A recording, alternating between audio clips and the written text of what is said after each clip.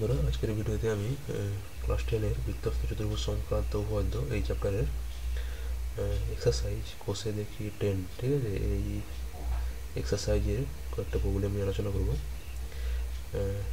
আগের যে ভিডিও ছিল, এই ভিডিওতে আমি এই চ্যাপ্টারের যে উপপাদ্যগুলো ছিল দুটো, একটা সিলেবাসের প্রমাণটা সিলেবাসের অন্তর্ভুক্ত, একটা সিলেবাসের অন্তর্ভুক্ত নয় প্রমাণটা।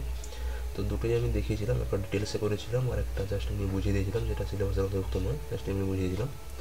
তো আজকে সেই উপপাদ্যগুলো এবং প্রিভিয়াস যে উপপাদ্যগুলো আমরা করেছি, আপলোড করেছি অলরেডি আগের ভিডিওগুলোতে, তো সেইগুলোকে কাজে লাগিয়ে আমরা প্রমাণ করব কিছু এক্সারসাইজের প্রবলেম সলভ করব। তো তার দাগের প্রবলেমটা কি বলেছে দেখো, যে দুটি বৃত্ত পরস্পরকে পি ও কিউ বিন্দুতে ছেদ করেছে। পি ও কিউ বিন্দুগামী দুটি সরলরেখা একটি বৃত্তকে যথাক্রমে এ ও সি এবং অপর বৃত্তকে যথাক্রমে বি ও ডি বিন্দুতে ছেদ করেছে। প্রমাণ করি যে এসি প্যারালাল বিডি, এসিটা বিডির সাথে সমান্তরাল। তার ছবিটা এইরকমই, যে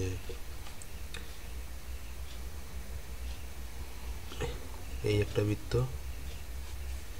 আর একটা বৃত্ত ধরলাম, যে কোনো বৃত্ত, এখানে বলে দেওয়া নেই একই ব্যাসার্ধ বা কিছু, যে কোনো ব্যাসার্ধ হতে পারে। তো এই দুটো বৃত্ত আমি নিলাম, এই দুটো বৃত্ত পরস্পরকে পি এবং কিউ বিন্দুতে ছেদ করেছে। এবার বলছে পি এবং কিউ বিন্দুগামী দুটো সরলরেখা, পি বিন্দুগামী এবং কিউ বিন্দুগামী দুটো সরলরেখা একটা বৃত্তকে বলছে এ এবং সি বিন্দুতে এবং অপর বৃত্তকে বি এবং ডি বিন্দুতে ছেদ করেছে। তাহলে আমাকে দেখাতে বলছে এ সি, এটা উপরে হবে, এবং বিডি, এই দুটো হচ্ছে পরস্পরের সাথে প্যারালাল হবে। তো এটা কী করে দেখাবো? সমান্তরাল।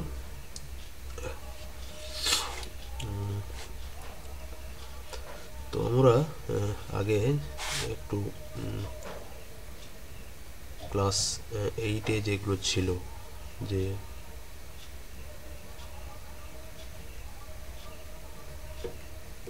এখানে কন্ডিশনস কী হবে, কন্ডিশনস ফর প্যারালাল কেস, ঠিক আছে। যে দুটো সরলরেখা পরস্পরের সাথে, এইরকম সরলরেখা দেওয়া আছে, এরা পরস্পরের সাথে সমান্তরাল, এর শর্ত কী হয়? যদি আমরা দেখাতে পারি যে এইরকমই, যে একান্তর কোণগুলো যেগুলো, এগুলো যদি সমান দেখাতে পারি, তাহলে বলতে পারি দুটো সরলরেখা এটা ভেদক বা ছেদক। যদি একান্তর কোণগুলো যদি হয় সমান, তাহলে বলতে পারি সমান্তরাল, 1 নম্বর কেস।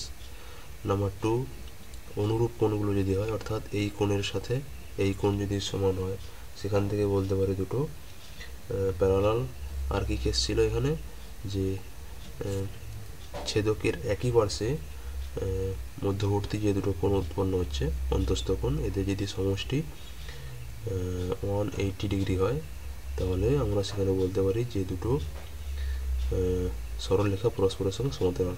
অর্থাৎ মধ্যবর্তী দুটো কোণ বলতে এই কোণ এবং এই কোণ, এই দুটোর সমষ্টি যদি 180 হয়, সেখান থেকেও বলতে পারি আমরা এই দুটো সরলরেখা পরস্পরের সাথে সমান্তরাল, ঠিক আছে। তখন 3টে কেস বললাম, একটা বললাম একান্তর দিয়ে বললাম, 2 বললাম অনুরূপ একান্তর কোণ, আর এটা হচ্ছে অনুরূপ কোণ, আর হচ্ছে ভেদকের একই পার্শ্বে, ভেদকের একই পার্শ্বে মধ্যবর্তী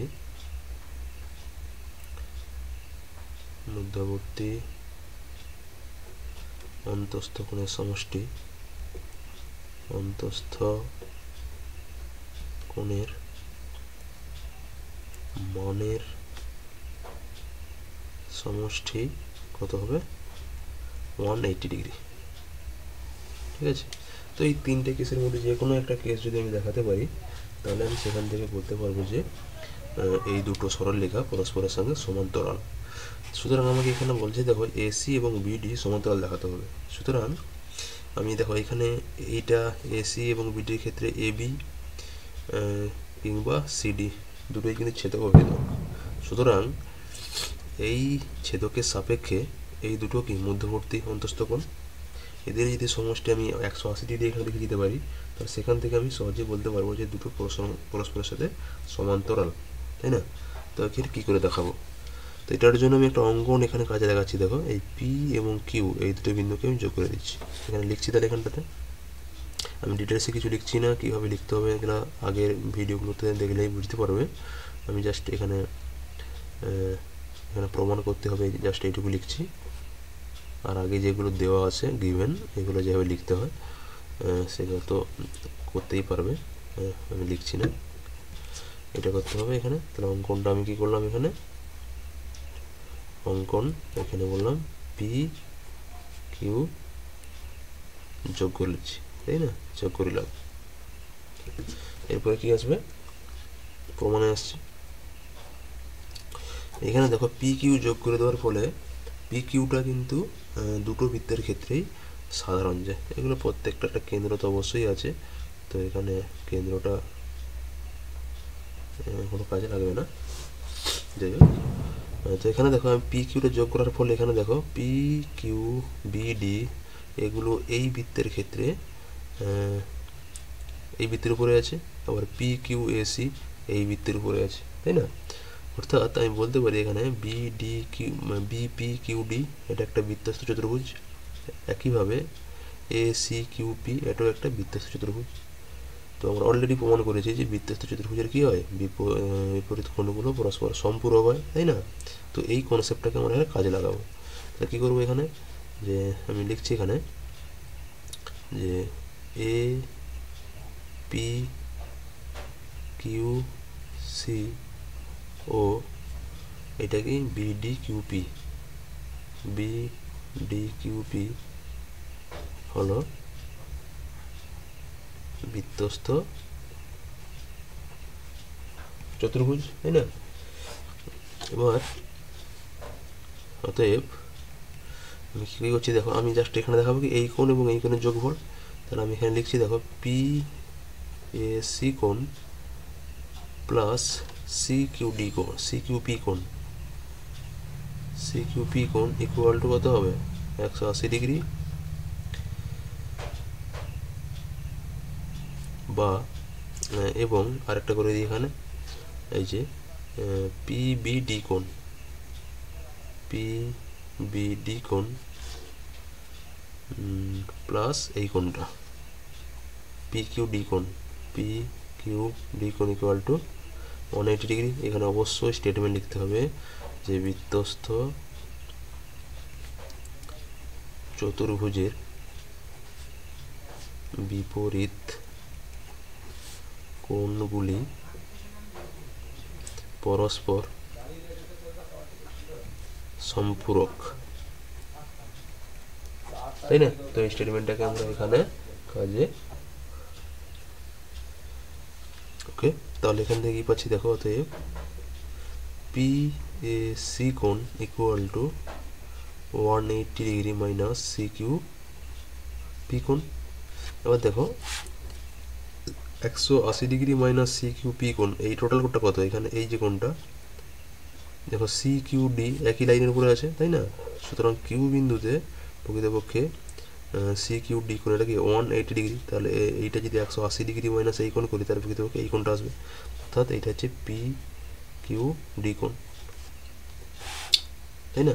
আবার দেখো পি কিউ ডি কোণ সমান কি আসছে, 180 degree minus P B D কোণ, তাহলে এখানে আমি লিখছি 180 degree minus P B D কোণ, তাই না?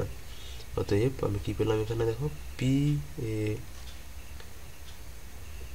সি কোণ প্লাস পি বি ডি কোণ ইকুয়াল টু 180 ডিগ্রি। তাহলে আমি কী লিখবো এখানে, যে অতএব এসি ও বিডি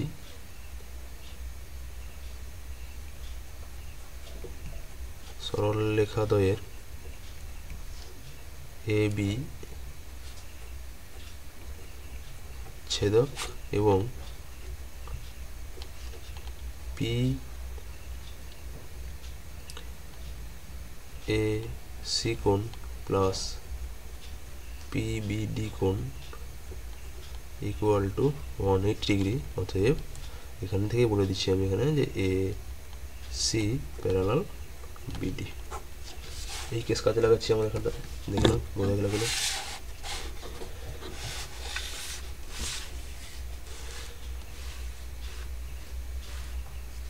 প্রথম দেখে আমি এটা খুলে দেখাচ্ছি একটু, দেখো এটা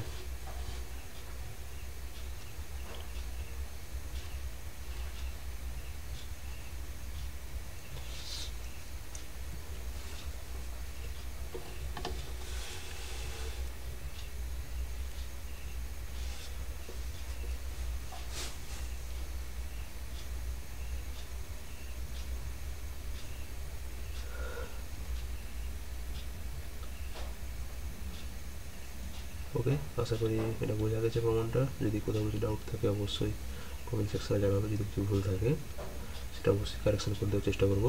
ওকে, থ্যাংক ইউ।